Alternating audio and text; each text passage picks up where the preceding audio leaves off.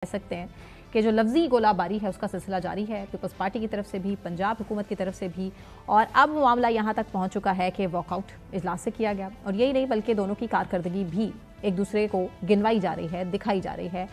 मुज़म्मिल साहब, ऐसे में सूरत हाल ये है कि अज़मा बुखारी साहिबा मैदान में आई हैं और उन्होंने कहा कि पहले अपने गिरेबान में झांक के देखें इन शॉर्ट, और उसके बाद पंजाब पे बात करें। नहीं रुकने वाली ये लड़ाई आने वाले टाइम तक, और बात फिर बजट पर आकर मसला क्रिएट करेगी। आज जो है फिर मरीम नवाज़ ने उसके ऊपर बात की है। ऐसा नहीं है कि पंजाब के वज़ीर आला जो हैं वो खामोश हो गई हैं सुबह के बाइकआउट से। सुबह पीपल्स पार्टी ने कौमी असम्बली से बाइकआउट किया है।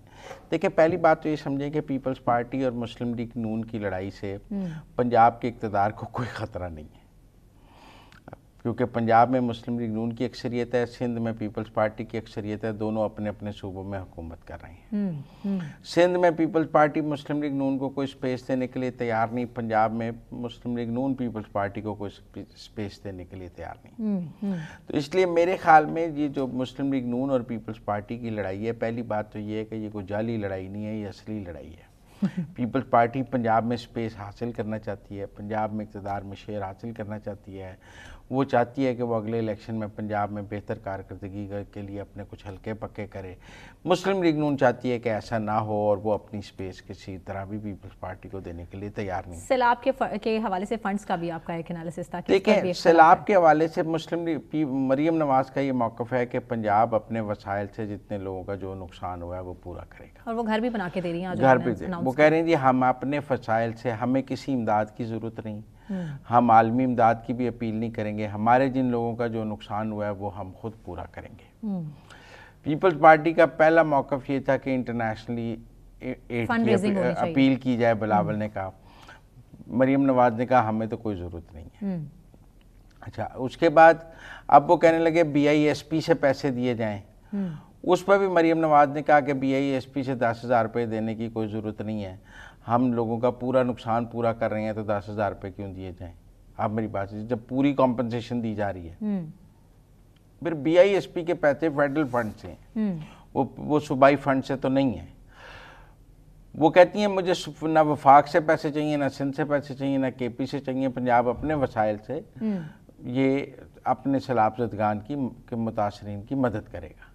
तो और उसमें वो कहती हैं कि जी हमारे बतौर वज़ीर आला वो कह सकती हैं मेरा पंजाब है, मेरा पानी है, वो क्योंकि वो पंजाब को रिप्रेजेंट कर रही हैं।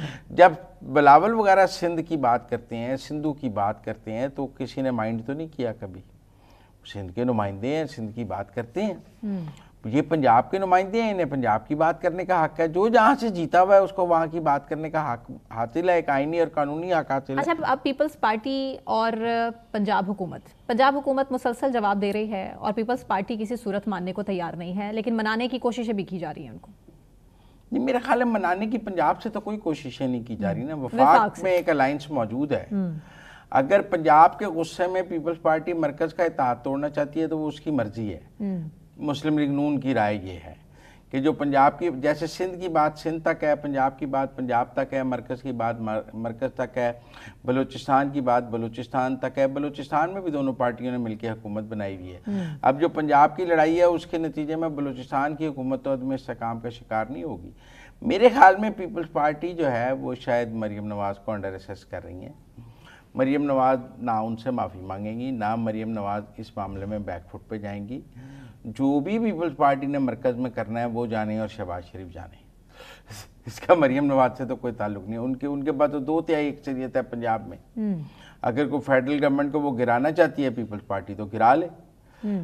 वो क्या उसके बाद क्या होगा, मरकज़ में नए इंतखाबात हो जाएंगे, हो जाए, पंजाब और सिंध की हुकूमतें तो नहीं टूटेंगी, ना बलूचिस्तान ना KP की। तो मेरे ख्याल में पीपल्स पार्टी के पास इस लड़ाई में ऑप्शंस भी बहुत लिमिटेड हैं कि वो हुकूमत गिराने की हद तक नहीं जा सकते। वो अपना गुस्सा दिखा सकते हैं, वो गुस्सा वो दिखा रहे हैं और तुर्की ब तुर्की मरीम नवाज़ जवाब दे रही हैं। ये पंजाब में एक पॉलिटिकल स्पेस हासिल करने की एक जेन्युइन लड़ाई है मुस्लिम लीग नून और पीपल्स पार्टी के दरमियान, जो मेरे ख्याल में हमें अगले इलेक्शन तक ज़रूर नज़र आएगी, क्योंकि उसी पर बेस करते हैं ना अगले इलेक्शन, उसी पर बेस करते हैं अगले इलेक्शन। अगर पीपल्स पार्टी ने पंजाब से वोट लेना है तो उसने मुस्लिम लीग नून की मुखालफत का वोट लेना है।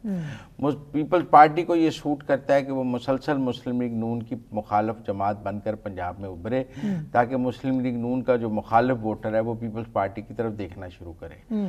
अब वोटर ये समझे कि ये वाकई जेन्युइन लड़ाई है, ये एक और सवाल है, क्योंकि फिर ऑपोजिशन में तो पीटीआई मौजूद है, लेकिन अब वो पीपल्स पार्टी को कैसे ऑपोजिशन में समझें जबकि वो मरकज में साथ शामिल हैं।